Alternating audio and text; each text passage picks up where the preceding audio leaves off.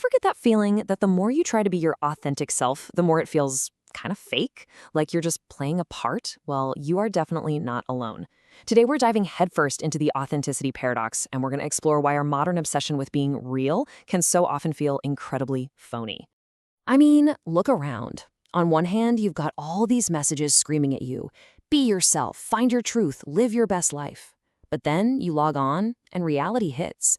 It's all about performance, isn't it? We're all pushed to curate an identity, to sell a personal brand, and to constantly optimize ourselves for an audience. This is the fundamental conflict we're digging into. This quote just nails it, especially when you think about social media. To be seen as authentic, you have to get really good at performing authenticity. It's like genuineness has become this marketing strategy, which is a fascinating and, a little unsettling idea.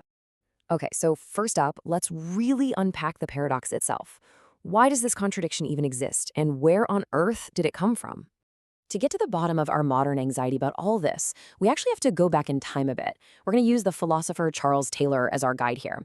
He pointed out these three malaise. You can think of them as deep-seated sicknesses of our modern world that really set the stage for the struggle we're in today.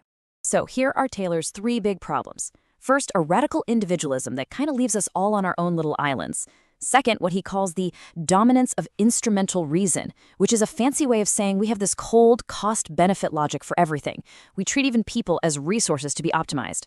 And third, a loss of political freedom, mostly because we're all just retreating into our own private lives.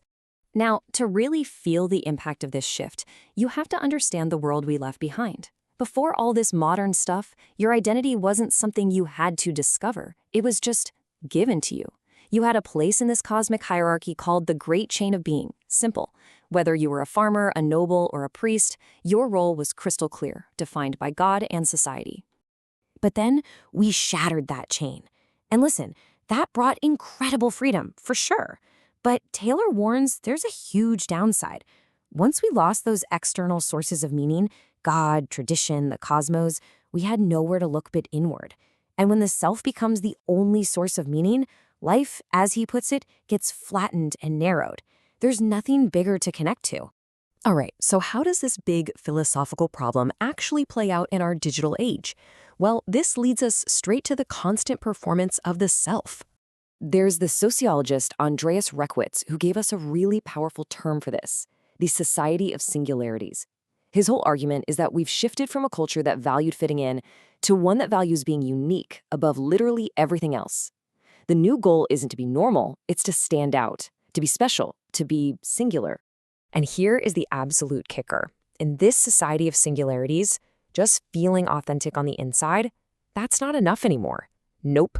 You have to prove it, you have to display it, you have to perform it for everyone else.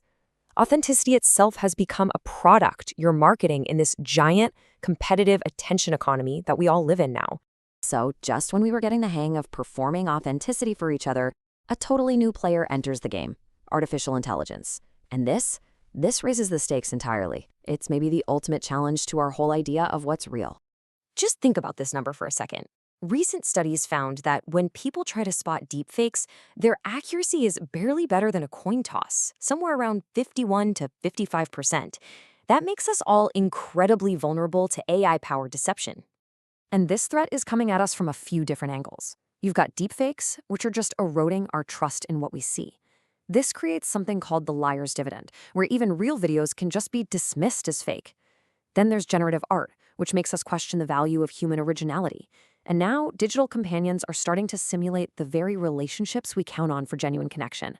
Okay, so the problem is pretty clear, and honestly, a little bleak. But is there a way out of this? Let's switch gears from just diagnosing the problem to looking at some potential solutions for finding something real in this world of performance and fakes. A sociologist named Hartmut Rosa has this beautiful alternative idea called resonance.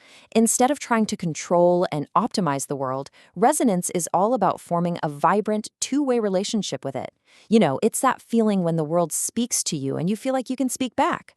Think about being totally captivated by a piece of music or just floored by a beautiful landscape. So Rosa says resonance has 4 key parts. First, you have to be truly affected by something. It has to move you. Second, you have to feel like you can respond to it in some way. Third, you find yourself transformed by the whole experience. And this is the most important part.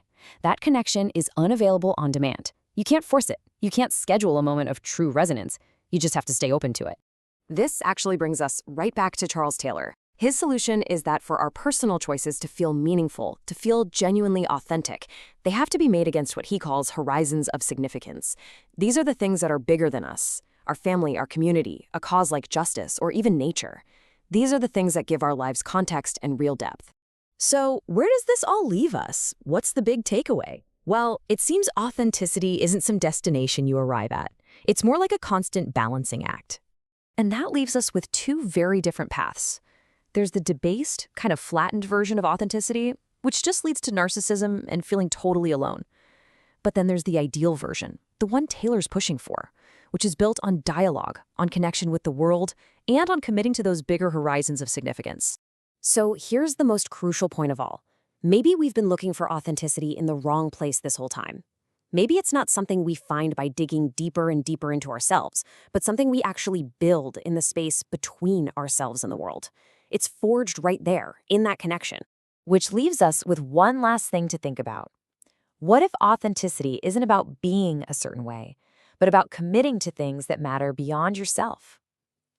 If that's true, then the real question isn't, who am I? The real question is, what am I committed to? What are your horizons of significance?